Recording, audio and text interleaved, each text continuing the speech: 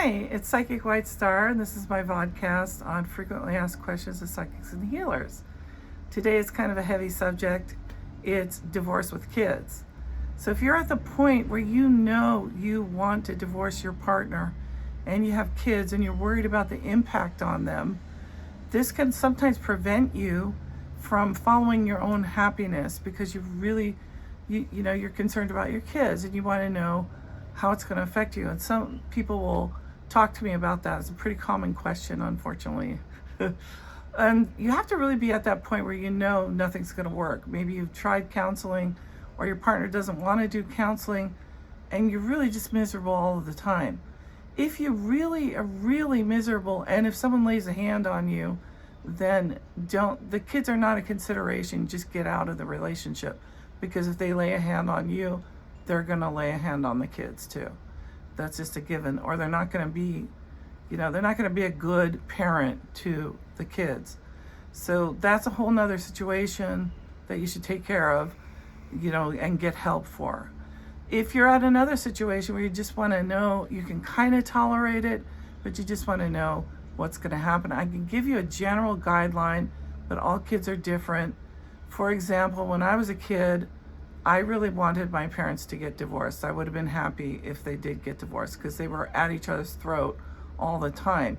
It was really obvious. And they finally did get divorced, but they waited till I grew up, which they didn't need to do. So, but I was kind of maybe an unusual kid. I don't know. So in general, if the children are under 5, they don't notice as much.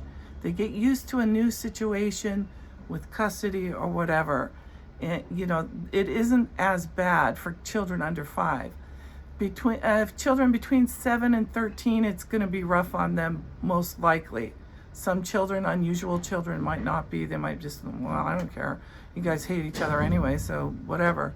The thing to know, though, is that they're going to have a lot of friends who are in situations where their parents are divorced.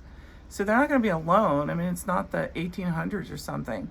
They're gonna know a lot of people that have, blended families and extended families, and that, I'm going to my dad's for Christmas, and then I'm going to my mom's for New Year's, or my other dad's for New Year's, or whatever, whatever the situation it is. And they do get used to it after a while, and sometimes they might need therapy if it's a really, was a really bad situation in the home. Kids from 13 to 18 have a little bit more emotional maturity, and to be honest, those kids are not really thinking about the family as much as they're thinking about their social status in school and their friends and their extracurricular activities. That's just the honest truth.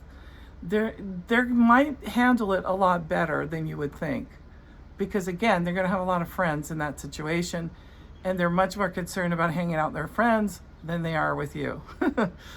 Or as a family, as a family home. They might want to, do holidays with you, but that's about it. And then if they're over 18, really, you really want them to have emotional maturity. So if you've been waiting for your kids to turn 18, that's a perfect time for you to move on, if that's what you want to do. And you're really clear about it, and that's what you want to do.